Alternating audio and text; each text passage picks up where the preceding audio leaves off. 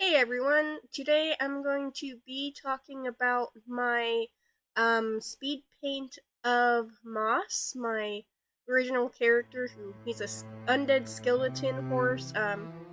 So Moss is a really fun character to draw. I've drawn him a few times, and really I don't use him for anything. Like a lot of my other characters are from my books, and I do a lot more with them as far as like role playing and stuff, but Moss is sort of one of those characters I don't do a lot with right now. He and then his companion Nyx, she's a fairy. They kind of don't get a lot of love from me in that regard. I don't do much with them, but they are a lot of fun to draw. Especially, I don't know, Moss especially is fun for me to draw a lot. Maybe I just hate myself because honestly, drawing skeletons is a lot of work, especially when I draw them more in a realistic way with all of their bone, trying to be as anatomically correct while taking some artistic license as possible. But yeah, he is a lot of fun to draw, and I don't know what it is about him that's just so fun. He's got a really fun personality, and maybe that's all it is. I have fun channeling that, because he's just kind of scary looking. He's a skeleton horse. He's undead. He was raised up, reanimated by a necromancer, and so he should be a scary character, but he's just really not. He's a very friendly horse and very friendly guy.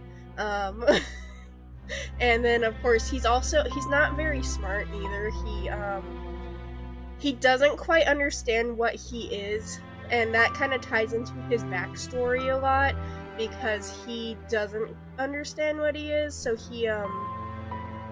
his answer to what he is usually just I am Moss. He doesn't understand that he's not what he should be, and that kind of goes along with his spirit wasn't a horse, and I don't want to get too into it because I kind of want to do something with them, and I don't want to spoil what him and Nyx are up to. But I guess I should talk about the speed paint here. So right now I'm doing. You can see just the line art of his skeleton, and you can see there's a lot of bones involved with equines. Horses have lots of bones that, like I said earlier, I took some artistic liberty, so there's not full 100% accuracy in his skeleton. I think especially in the knees, in the joints, I kind of took some more liberties there to try to cut some of it out and make it easier one for me, but also just kind of easier with his overall style there. And at this point, I've gotten his base colors done, and I'm working on his background again. I saw a tip recently that had said to try not to draw on white backgrounds because it'll help you with color theory, and I think it kind of worked with this piece. I made sure the first thing that I did was I started off with going ahead and starting off with that background green.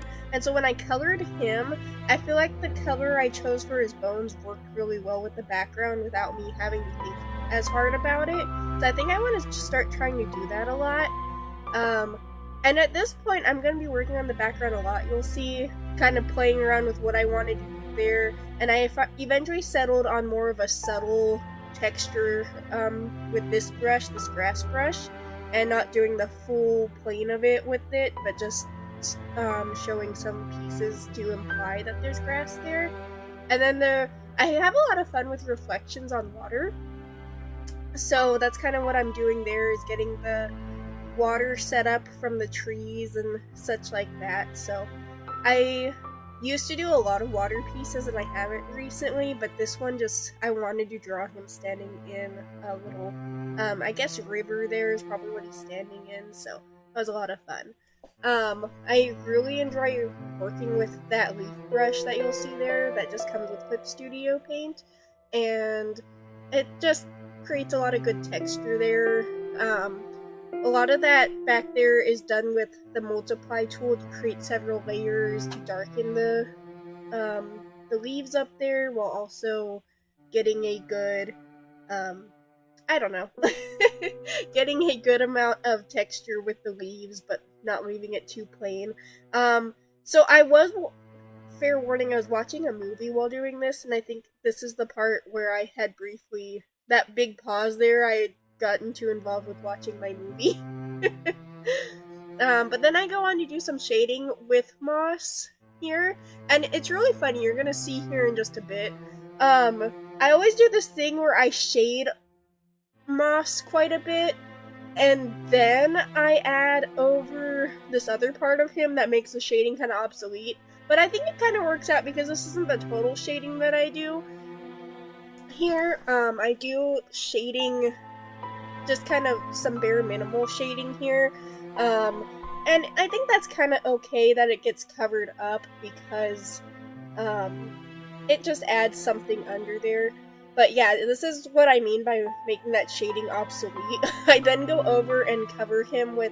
So moss is called moss for his namesake of... Well, not his namesake, but, you know, he's kind of covered in a lot of moss here that's grown on him ever since he was reanimated. And that's what I mean by the shading becomes a little obsolete. Anything I did underneath there you can't really see much of.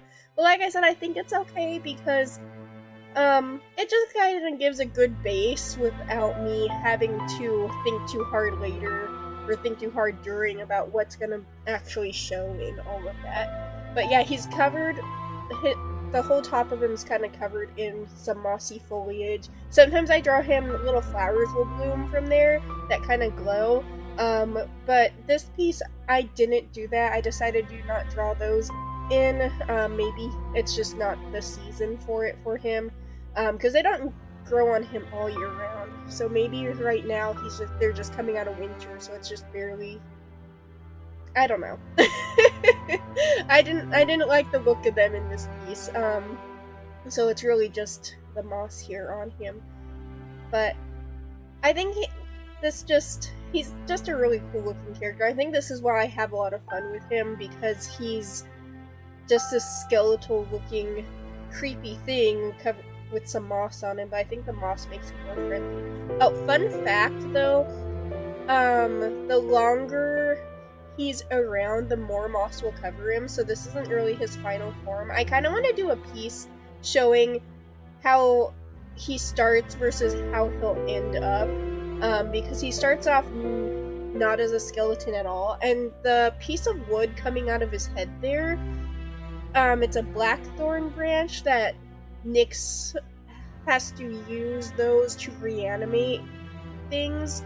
So anything that's reanimated by Nyx in her little world will have a blackthorn branch kind of sticking out of the head, and that's kind of the center for the spirit to take over the body again.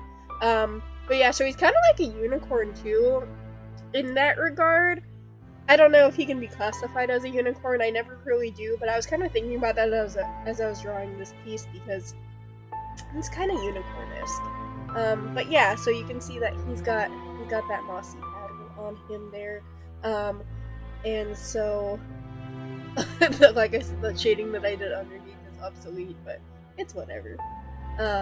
Keep working on the background here. I'm finessing it, kind of playing around, and I'm sorry about the angle. You can't see what I'm doing here. I was trying to play with, when I captured this drawing, this is actually the first one that I've ever tried to capture and record as a speed paint, so I'll get the angles right on this sort of thing eventually. But yeah, I'm playing around with the background. I'm trying to get more of a watery effect to show that he's standing in water.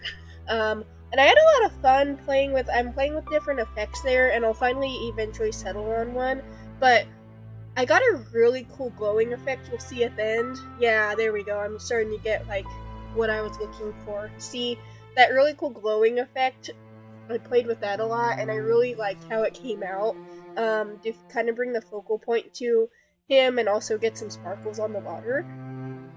Now, I will say I didn't get the full finished piece in this, and I'll show you at the end, because I went back and edited a little more after I was done recording. But yeah, you can see this is coming out really awesome. I'll show the finished piece, and we're just about at the end of the speed paint here. So thank you all for listening to me. I'll show you the finished piece when this video is done, and have an awesome day, guys. Bye!